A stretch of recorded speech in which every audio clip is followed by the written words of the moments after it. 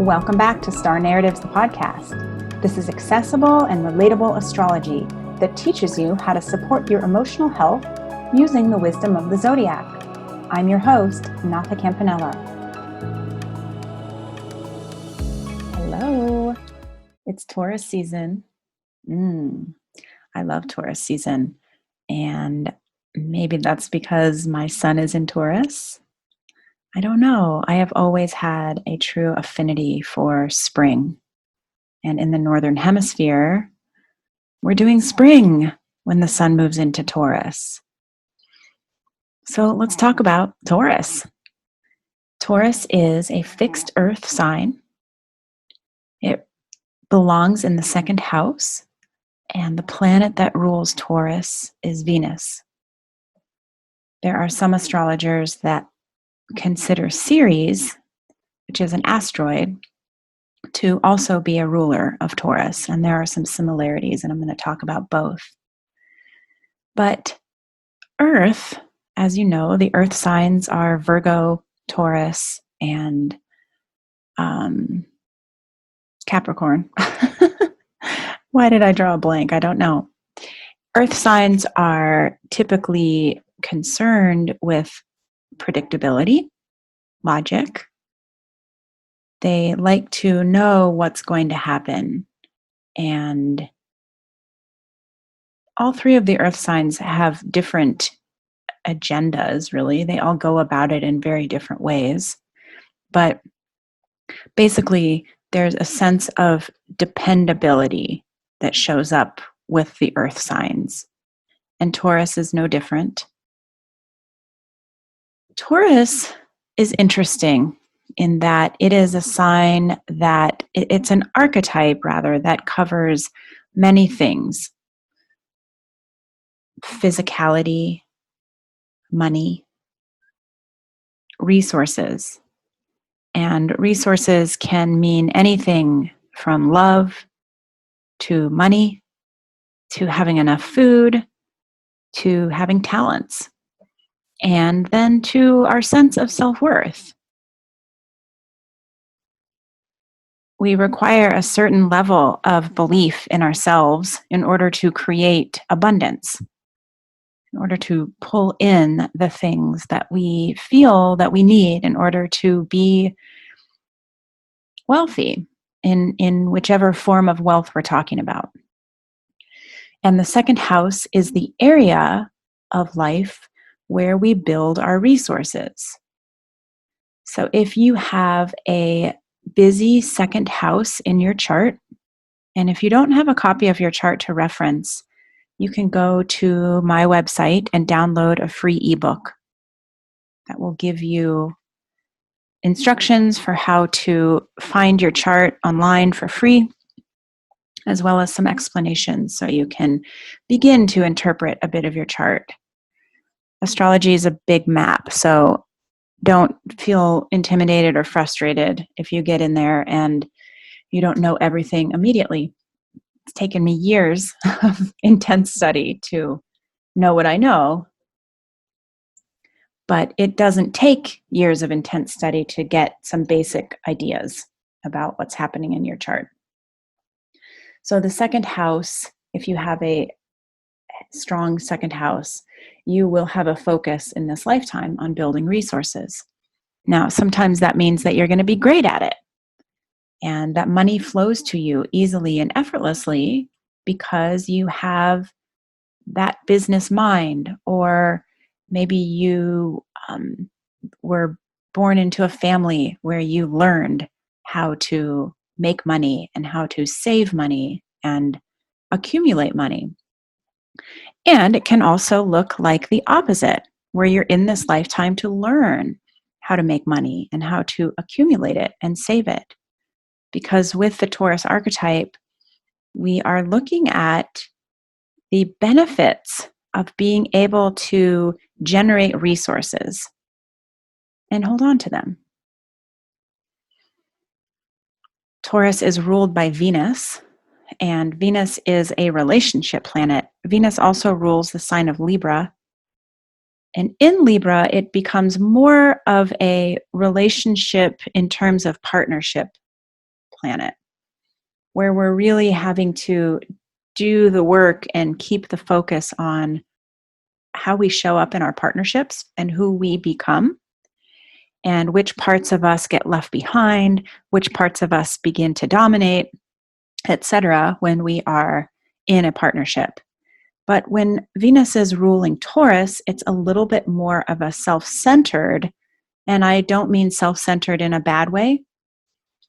It's just that when we're talking about the second house, it's a me house. It's about my resources and what I am able to generate. And so therefore, when Venus is ruling Taurus, there's a strong connection to our relationship with ourselves and how we cultivate that and what it looks like. And I will say that many of us have not been able to cultivate wonderful relationships with ourselves. And as we dig a little bit deeper into this Taurus archetype, we begin to see that the connection to self-worth, to our self-concept, is also quite connected to our physical body, the way that we care for our body, the way that we treat it, the things that we put in it, like food. And we begin to see that they're all interconnected.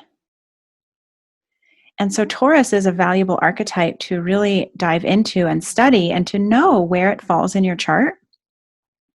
Because if you are someone that's interested in doing interpersonal work, it's important to really beckon this archetype in to help you, because it invites us to be embodied and to really be in our physical bodies and notice what's happening and the messaging that our bodies are sending us. When we talk about air signs, for example, those are very mental signs. We're up in our heads. We lose touch with our bodies and what's going on in our bodies. But the earth signs all invite us to pull back down and, literally and figuratively put our feet on the earth and see what is here, what is more literal. So I like Taurus as the archetype for helping us to develop more self-love. Now, Ceres, the asteroid that some astrologers consider to be a ruler of Taurus also, Ceres is associated with mothering and physical mothering in particular. And the moon is associated with emotional mothering. And the moon is a water sign. So we get very emotional with water, and our emotions are fleeting. But we can use our physical body as a way to really help us determine what we're feeling emotionally. And we can have a very symbiotic relationship if we're willing to do that. Some people have a very difficult time being in their bodies. I've worked with many a client who, when I've suggested that they tune into their body and try to locate where a certain emotion tends to show up, they just draw a blank. They can't even get there because they are quite dissociated from their physicality. But with Taurus, we get the invitation to come back into our bodies. And Ceres is an asteroid that really helps us do that, because Ceres is very connected to the way that we tend to our bodies. And I'm going to do another episode on Ceres. So I'm not going to elaborate too much on Ceres, but it is safe to say that Taurus is this Taurus second house Venus archetype is very connected to this sort of sense of earth mothering. And in Taurus season, it's important that we take some time to look at the way that we are mothering in our lives. Physical mothering specifically. And we learn a lot about how to physically mother ourselves from the ways that our own mother touched us and held us and fed us, and from what we saw in the way that she touched and held and fed her own body. In a culture where dieting and thinness and youth is valued, sexiness is valued, it's difficult for people in general, maybe specifically women, but it is difficult for people in general to really stay with their value of their bodies. Right? If we're always trying to change what we have, and we had mothers who were always trying to change what they had, then we come into our adulthood and there's a discomfort that's inherent. And so with Taurus, we get the option to look at that discomfort, because one of the really important things with Taurus is this idea of comfort. Taurus as a sign is about, there is an really what we're trying to accomplish is developing a sense of comfort, a sense of feeling resourced no matter what is going on around us. And so you imagine the bull in the field eating grass, just being. Birds are bickering above, the bull doesn't notice.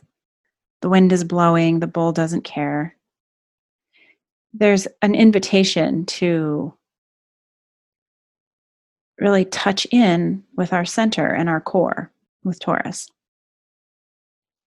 regardless of what's going on, regardless of the chatter in our mind, regardless of the media, of our conditioning.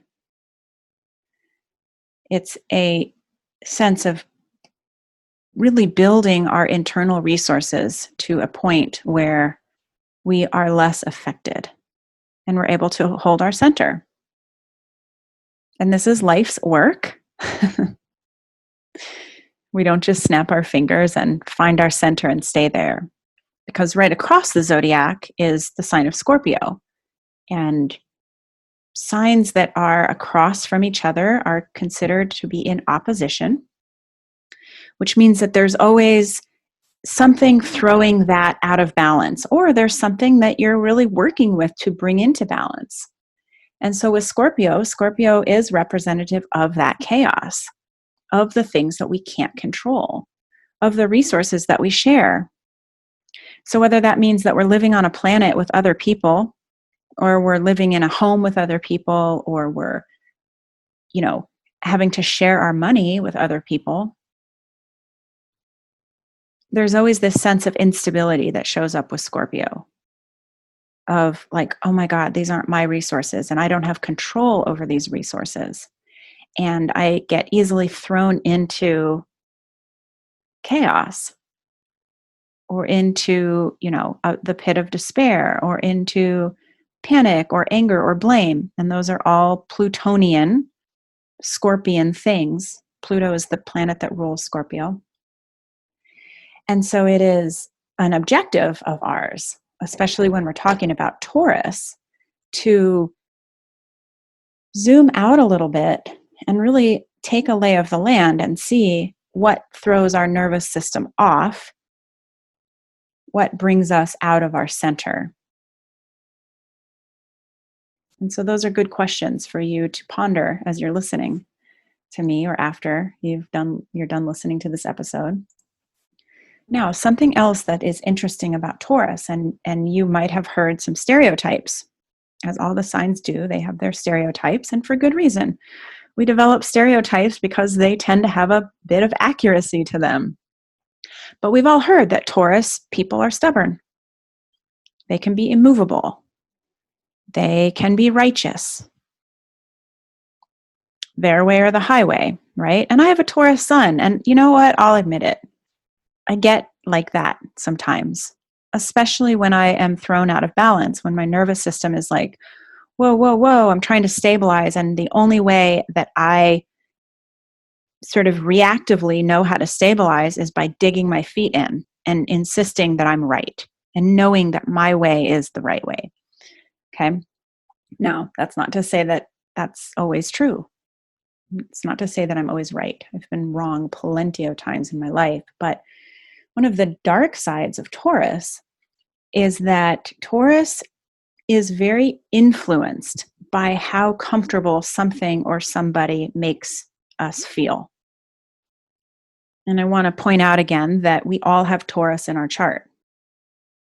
You do not need to have a sun in Taurus to have places in your life where you are making decisions about whether to accept people or ideas based on whether they agree or disagree with you. So with Taurus, sometimes if something makes us uncomfortable, we will reject that person or that idea out of the gate. And we will fall back on our personal comfort, which is about, this is what I think is right. This is what I've always thought is right. And I don't need to change my mind, and I don't need to jump off into any sort of chaos. I'm just going to be over here with my opinions.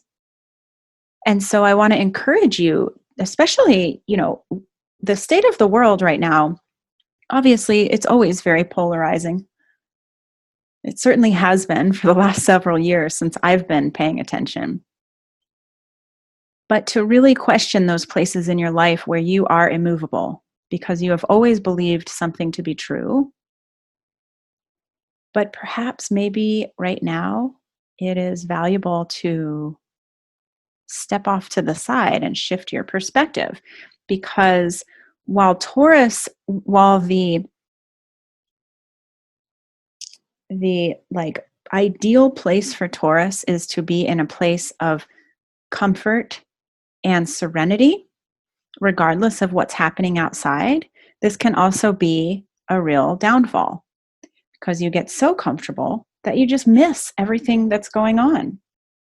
Your world gets very, very narrow and very small, and then you're sort of trapped in your own confines of, I don't want to change. I don't want to see things differently. And so notice where those kinds of things pop up for you. I have had some really interesting circumstances along those lines for myself over the last few months, where I've noticed where I get stubborn and I get hooked into what I think is right. And then I also have to practice that uncomfortable thing where I have to back out and kind of witness where I've gotten rigid. And then I have to choose. Okay, so am I going to continue? Does my rigidity still make sense to me? Does it still work? Is it the best possible answer? Or does it make sense to, loosen up a little bit and see whether there are other ways that I can look at a situation? And let me tell you, it's hard, but it is so necessary. There's something with Taurus that also shows up, and you might relate to this, is that disagreement from other people can really make you feel very powerless. And if we're unconscious, then it's an excuse to dig our feet in and fight for that power. If we're operating from a more conscious place, then it's an opportunity to really look at, okay, is that true? Just because this person is disagreeing with me, does that mean that they've taken my power? And again, when we bring in the archetype of Scorpio, so closely intertwined with Taurus, Scorpio is about power struggles.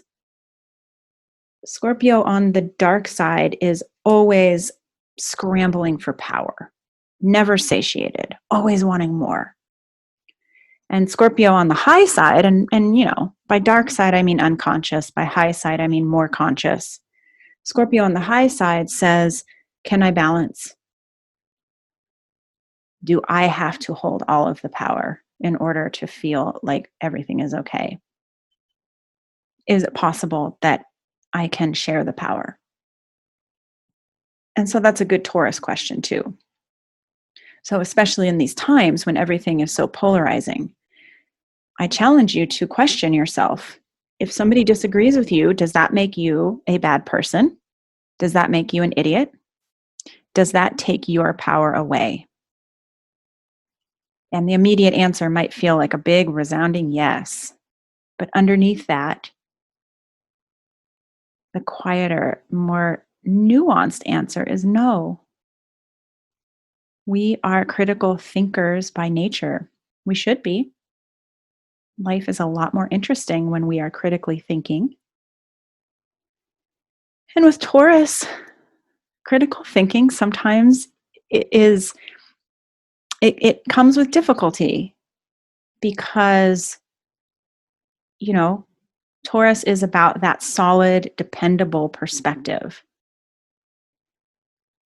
inflexibility, practicality, persistence. And those things sometimes can get in the way of critical thinking because critical thinking is, oftentimes requires us to change the way that we, our opinions. So I'm going to switch gears because I want to really bring in this metaphor of the garden, which is one of my favorites when I'm talking about Taurus and the second house and Venus. And these are just some good tips for how to manage Taurus season and how to really address and approach the Taurus parts in your chart. We want to look at this place as if it's a garden that we must tend to. And this is true for our bodies. This is true for our relationship with ourself, our relationship with our money and our abundance, is that we have to give it time. We have to plan. We have to decide what we're going to plant. Gardens don't just grow. They have to be planned, seeded, watered, and weeded. And the conditions really have to be right. And any aspect of our life can be looked at through that lens. And that's one of the gifts of Taurus season, is that we get to look at our lives, particularly at the places that are giving us trouble, the places that want our attention, maybe where the air is not the right temperature, or the ground has become parched, or it's become overrun by weeds. And, this can be relationships that aren't serving you anymore. This can be places that you need to take better care of your body, places that you need to fertilize, right? Or places that you need to thin back. So give that some thought.